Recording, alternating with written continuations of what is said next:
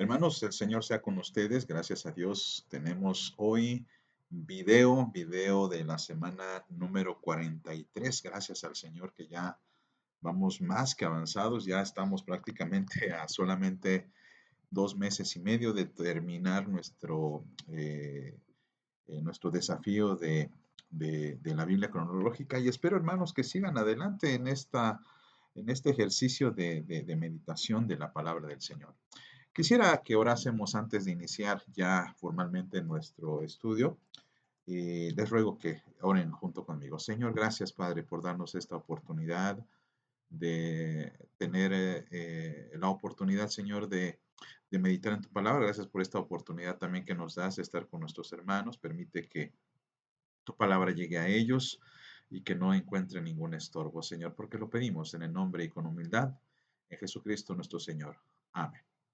Bien, hermanos, pues gracias a Dios les decía, estamos viendo los evangelios, hay muchísimas cosas que podríamos acotar, muchísimas enseñanzas. Es muy difícil tratar de elegir algún tópico, algún tema especial o en particular.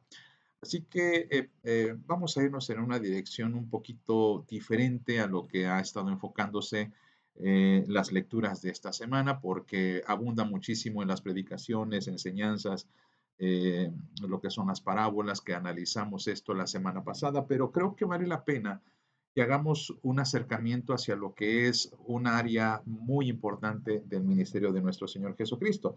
Como ya hemos analizado, hermanos, Jesús se ha distinguido como predicador y como alguien que hace milagros. De hecho, esta segunda parte, es decir, los milagros confirman la predicación. Quizá no se pueda ver esto a la inversa, es decir, no que la predicación confirme a los milagros, sino que los milagros van confirmando lo que hace nuestro Señor Jesucristo y lo que hace de Él un predicador con autoridad. Y por supuesto, aunque los analizamos por separado, esto no significa que se tengan que ver necesariamente así. El ministerio de Jesús es integral, el ministerio de Jesús no puede seccionarse, pero a veces tenemos que hacerlo porque queremos estudiarlo para comprenderlo de mejor manera. Así que cuando observamos el ministerio de nuestro Señor Jesucristo, no solamente vemos predicaciones, sino muchos milagros, muchas señales, muchísimas cosas que desde, por ejemplo, el Evangelio de Juan, cuando encontramos aquel primer milagro, ¿se acuerdan? Cuando Jesús convierte el agua en vino, algo nos está diciendo el Señor. Hay a veces mucho desdén por la meditación del milagro porque probablemente esto no es lo más importante. Y de hecho hay quienes comentan eso, que realmente los milagros de Jesús no fueron tan importantes debido a que los milagros de Jesús siempre ocuparon un lugar en la pequeña temporalidad de su tiempo. Es decir, volviendo al uso del agua convertido en vino, bueno, pues fue un milagro que aunque funcionó y sirvió, pues realmente no duró tanto, duró solamente el tiempo de la boda.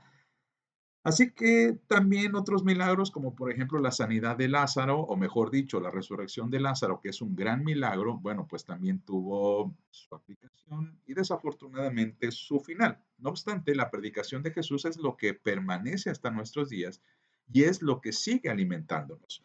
Por supuesto, no tiene que entenderse, hermanos, no me malinterprete, de que se tenga que despreciar los milagros de Jesús, para nada. Lo único que estoy diciendo es de que en un grado de importancia hay quienes ven un poco más la predicación del Señor que sus milagros. Como sea, y lo dije hace un momento, los milagros, digamos que eran los que acompañaban en la predicación de nuestro Señor Jesucristo. Porque sí, había muchos maestros en tiempos antiguos, había muchas personas que de repente se levantaban y comenzaban a armar sus propios grupos y seguidores, pero muy pocos milagros confirmaban esa palabra que hablaban.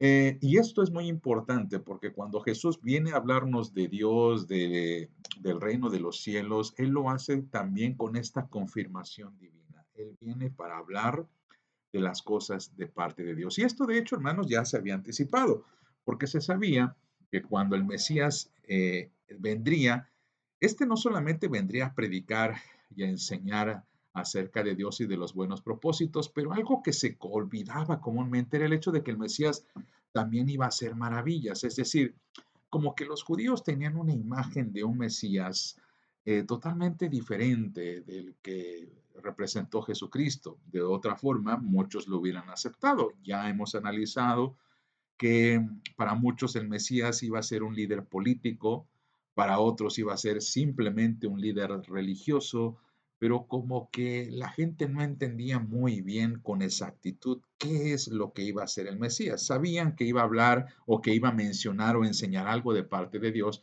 pero no sabían exactamente qué. Incluso había quienes pensaban que este surgiría de la casta sacerdotal, porque pues la idea es de que los sacerdotes son, según aquel pensar, los más acercados a Dios. Pero nada, nada como eso. El Señor Jesús nace en la pobreza, ustedes saben, nace de un carpintero y de una mujer llamada María, en un pueblito en Nazaret, de donde dice por allí Natanael de Nazaret, ¿puede venir algo bueno? Bueno, pues el Señor le mostró que sí. Y por eso, hermanos, los milagros son tan importantes para el ministerio de nuestro Señor Jesucristo, porque Él demostraba con estos hechos que era verdaderamente el Mesías.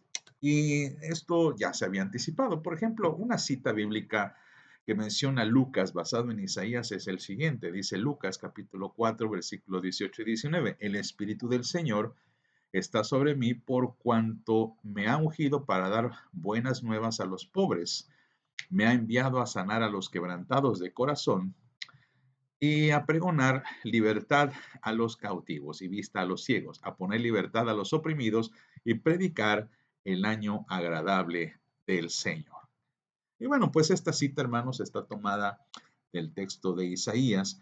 Y esto es muy importante, muy interesante, porque les digo, muchas veces se olvidaban de que el Mesías también iba a hacer esta clase de manifestaciones. Y bueno, ¿para qué servían los milagros? En forma concreta y concisa. ¿En qué y para qué eran los milagros? Bueno, permítanme darles algunos tópicos que son muy importantes de refrendar. Número uno, pues confirmaban la palabra de Jesús. Así es. Cuando Jesús predicaba para hacerlo con autoridad, necesitaba, por supuesto, llamar la atención. Jesús no solamente es un gran maestro, un gran, vamos a decir, un gran influencer, si se puede usar esa expresión posmoderna. Jesús es un gran influencer, pero un influencer de verdad, porque él influye sobre las personas debido a sus palabras y a sus enseñanzas. Pero lo cierto es que también Jesús acumuló mucha gente tras de sí debido a los milagros. Por ejemplo, cuando Jesús da de comer a 5,000 personas, nos dice el texto bíblico en Juan, que mucha gente siguió todavía detrás de él porque pensaban de alguna manera que Jesús les iba a dar comida gratis. Incluso en algún momento del capítulo 6 Jesús les reprocha eso. Ustedes me siguen no porque creen en mí, sino porque se saciaron o comieron y se saciaron. Entonces, como sea, los milagros confirmaban, apoyaban lo que era la palabra de Jesús para indicar, por supuesto, que él decía las cosas con verdad. Otra de las cosas es que demostraban su poder como hijo de Dios. En todo el texto bíblico, me refiero a los evangelios, no hay una autorreferencia de Jesús diciendo, hola, yo soy Dios, u hola, yo soy el Hijo de Dios, sino todo esto es porque las personas le llaman así.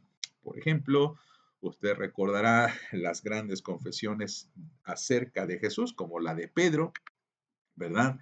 En el que le dice que Él es el verdadero, el Hijo de Dios, el Cristo, el Hijo de Dios viviente. Por ejemplo, tenemos la declaración del soldado romano cuando le clavan esa lanza en el costado allá en Mateo y dice él verdaderamente este era hijo de Dios. Y por supuesto los demonios cuando van saliendo del endemoniado gadareno declaran, ¿qué tienes con nosotros, oh hijo del Altísimo? Entonces, había muchas de estas confirmaciones, pero también una manera muy sutil de decir Jesús soy yo o yo soy el Hijo de Dios era precisamente los milagros. Nadie podía hacer estos milagros como Jesús los hizo. Incluso si usted hace una revisión muy fugaz o muy rápida, o también muy profunda, ¿por qué no? De todos los milagros que se nos mencionan en el Antiguo Testamento, todos estos milagros contienen primero una invocación hacia Dios y por supuesto la aprobación de ese mismo Dios. Pero Jesús parece actuar de forma parece, de forma muy independiente, aunque por supuesto siempre dependía del Padre, pero sus milagros, como les digo, confirmaban su palabra y confirmaban que Él verdaderamente era Hijo de Dios. Otra usanza es de que confirmaba su amor por nosotros. Más que demostrar su poder, porque a Jesús no le interesa demostrar su poder, porque, eh, digamos, imagínese usted tener la potestad de hacer milagros. ¿Usted lo usaría? Y probablemente mucha gente lo haría así a ton y son, y con la idea quizá de llamar la atención, con la idea incluso de hacerse de más y más fama, más y más seguidores. Y aunque los milagros de Jesús le hacían ganar más seguidores, Jesús no lo hacía tanto por ganar masas tampoco. No lo hacía tampoco por querer el protagonismo o tener más poder. Él lo hacía porque amaba a la gente a la que le hacía o a que le ofrecía un milagro. Jesús amaba, por ejemplo, a Lázaro y por eso lo resucitó. Jesús amaba a esta mujer, ¿se acuerdan? Que le toca por detrás debido a que ella está enferma y el Señor la sana porque la ve, dice él a los fariseos que lo criticaban, esta hija de Israel que fue azotada por Satanás. Bueno, ¿cómo no le voy a hacer bien? Jesús ama a su pueblo, nos ama a nosotros y por eso Él hace esta clase de milagros. Y también porque nos preparaban para su resurrección. Que esto es algo, hermanos, que a veces no meditamos a profundidad. Los milagros de Jesús anticipan el que Él se pueda levantar de los muertos, no así como otros personajes en el Antiguo Testamento que hicieron milagros, como Elías, Eliseo, pero Jesús, al hacer estos milagros, lo que está diciendo es que nos está apuntando a un hecho sumamente milagroso, maravilloso, irrepetible, que es precisamente la resurrección. Por eso, para muchos que observamos los milagros de Jesús, cuando llegamos al punto en nuestra lectura de que Jesús se levantó de los muertos, por supuesto que lo creemos, creemos todo esto.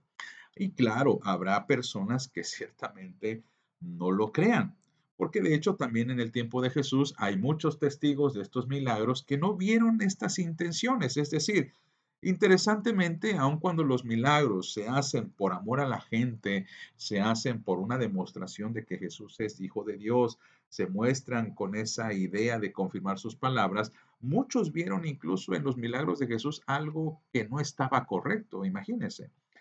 De allí que se le juzgara al Señor por sanar en el sábado. Decían, es que esto no puede ser, como quien dice, oh caray, si se hizo un milagro, ¿qué más da si se hizo en cualquier día de la semana? Bueno, pero para los fariseos esto era muy importante. Decían, no, este milagro no cuenta porque fue hecho en sábado y por lo tanto no es algo apropiado. Gente que a veces se fija en esos detalles, por así decirlo, y que le quitaba autoridad a nuestro Señor. Por supuesto, esto no desanimó a nuestro amado Señor y Salvador, porque al contrario, el Señor siguió haciendo muchos otros milagros y como lo demuestran los evangelios, Él siguió adelante con su proyecto salvífico. Así que, aun cuando mucha gente criticaba los milagros y no los aceptaba, el Señor los siguió haciendo. Así que si se criticaban que se hacían en sábado, algunos reaccionaban también con incredulidad. Recordará que también algunos lo contemplaron como espectáculo y otros más lo exigían para creer. Todas estas cosas, hermanos, de alguna forma que eh, evitaban el hecho de que Cristo pudiera mostrarse más, porque obviamente a Cristo no le interesaba el espectáculo, a Cristo no le interesaba el poder, como ya lo hemos dicho, a Cristo le interesaba cumplir la misión que venía a ser de parte del Padre.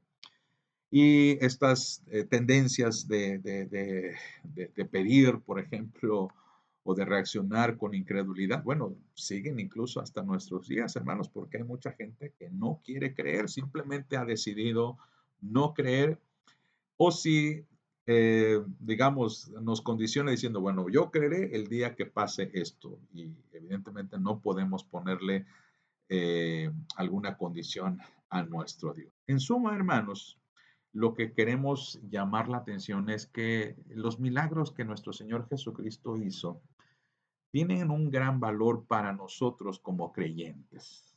Evidentemente, estos milagros quizá han quedado registrados en los evangelios y quizá no puedan replicarse hoy día. Y digo quizá no porque no puedan hacerlo, sino porque tampoco vamos a irnos tras cualquier persona que señale tener poderes milagrosos y sane y haga esto y haga el otro. Bueno, Dios es poderoso y puede hacerlo, pero también en ocasiones Dios por eso le ha placido más salvar, como decía el apóstol Pablo en los Corintios, Dios le ha placido más salvar a los hombres por medio de la predicación. Y por eso es que refrendamos lo que dijimos en un principio. A final de cuentas, hermanos, lo más importante de nuestro Señor Jesucristo fue su predicación y por supuesto su acto salvífico a nosotros. Pero hermano, pues esto es muy breve, ya hemos dicho que a veces 15 minutos, 20 minutos no bastan para hablar de todo este tema, pero me gustaría que usted siguiera profundizando en este tópico.